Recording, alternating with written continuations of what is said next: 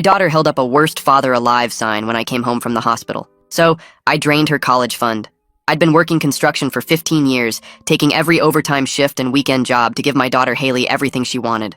Private school, dance lessons, new iPhone every year, shopping trips with her friends. My wife Lisa always said I spoiled her too much, but I couldn't help it. She was my only kid, and I wanted her to have everything I didn't growing up. I'd leave the house at 5 in the morning and get back at 8 at night covered in drywall dust and exhausted, but seeing Haley happy made it worth it. She'd run to the door when she was little, screaming daddy and jumping into my arms. Now at 16, she barely looked up from her phone when I walked in. Lisa said it was just teenage years.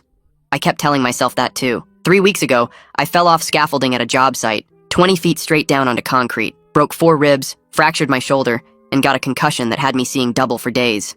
The foreman called Lisa from the ambulance and she rushed to the hospital with Haley. While I was getting x-rays, Lisa told me Haley was really worried and crying in the waiting room. That made me feel better even through the pain. I spent 5 days in the hospital, and Haley visited once for 10 minutes and complained the whole time about the smell and how gross hospitals were. Lisa apologized for her, saying Haley was just stressed about me being hurt. When I finally got released, I was excited to go home. The doctor said I needed 2 weeks of rest minimum before even thinking about work. Lisa drove me home carefully, avoiding every pothole. She said Haley had made something special for my homecoming. I figured maybe she'd cooked dinner or decorated the house. When we pulled up, I saw Haley standing in the driveway with her friends Becca and Jill. She was holding a big poster board above her head. In huge black letters it said, "Worst father alive," with an arrow pointing down at her.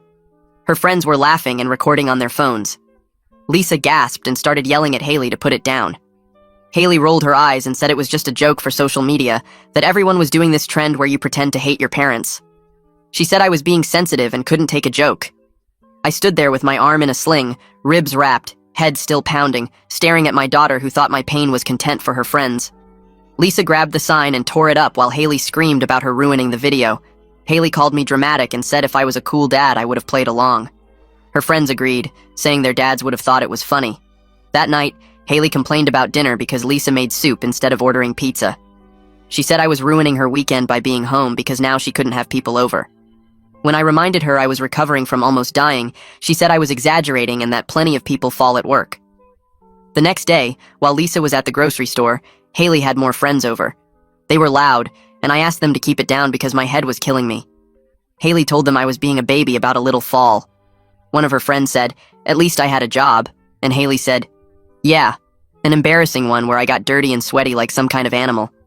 She said she tells people I work in an office so they don't know her dad is just a construction worker. I heard her tell them about how she was counting down until college so she could finally get away from her loser family.